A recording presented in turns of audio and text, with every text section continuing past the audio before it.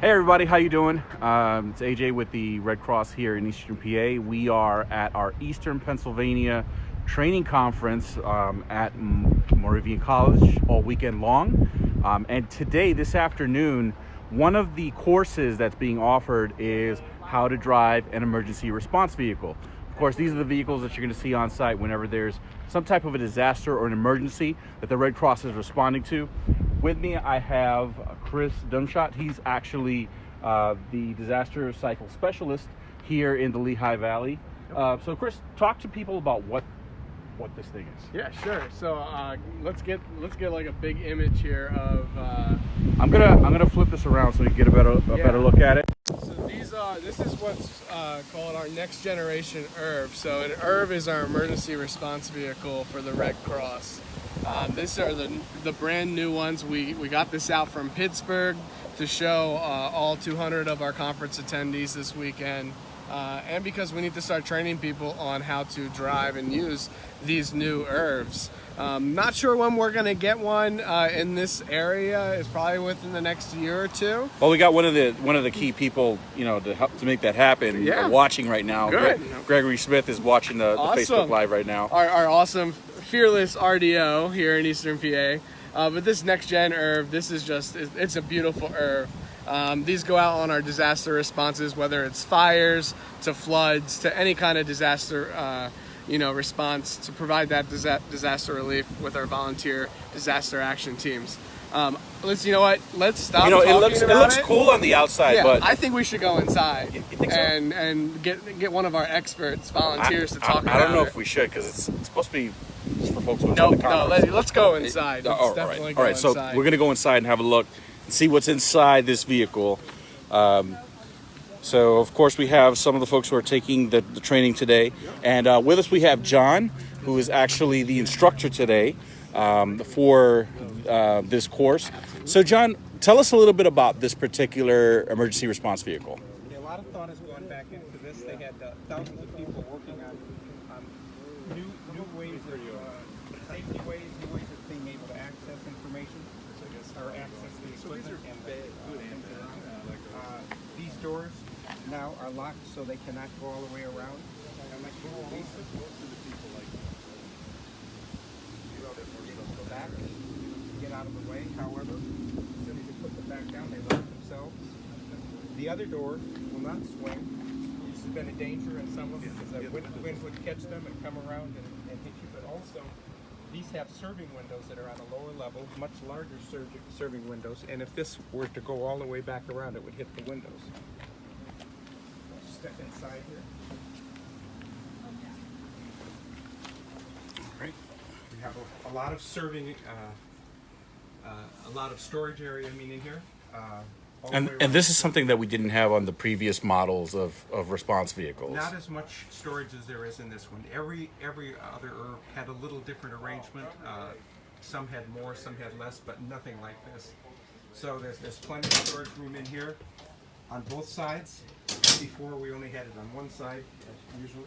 There's a shelf here that can drop down where you can put lighter things for serving.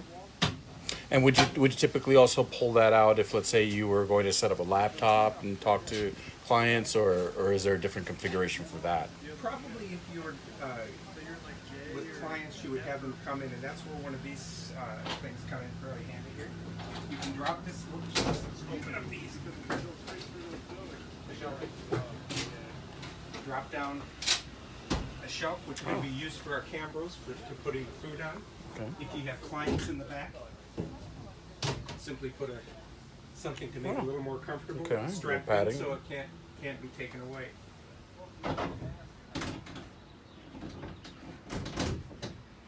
They have a new ratcheting system on these. I'll have to put this back up. Show you. These can spring back in and get them out of the way.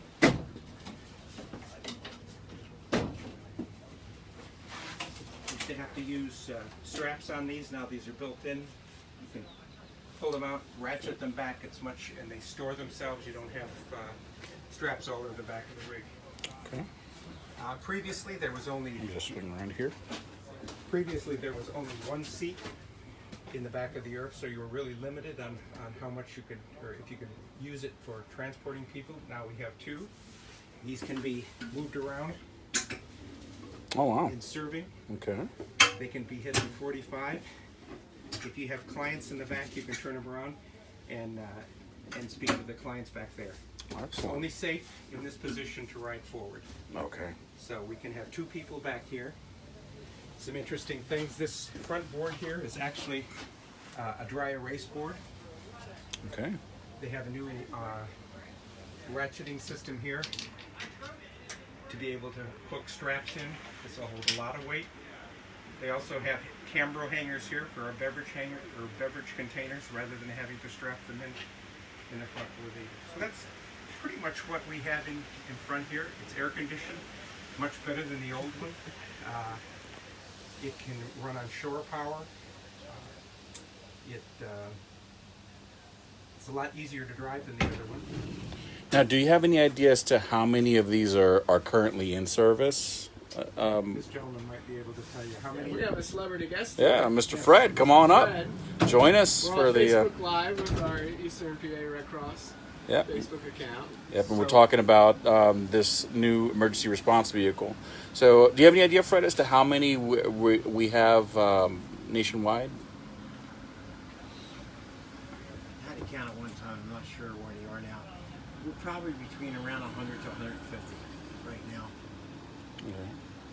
Yeah, and these obviously are a lot more energy efficient than the previous model.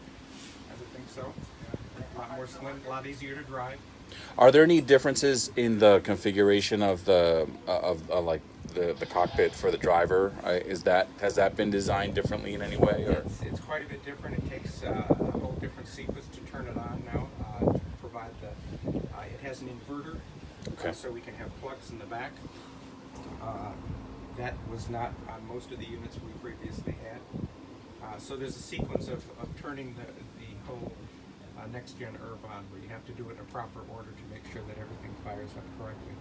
Okay. Well, let's take a look up front and see what it looks like. I'm sure Chris is oohing and eyeing over the configuration there. Got that wonderful new car smell. Yeah. Very nice. In the liner here, this is our inverter. We have all the light switches here. And down below are the main switches that you turn on to get the power to the whole unit.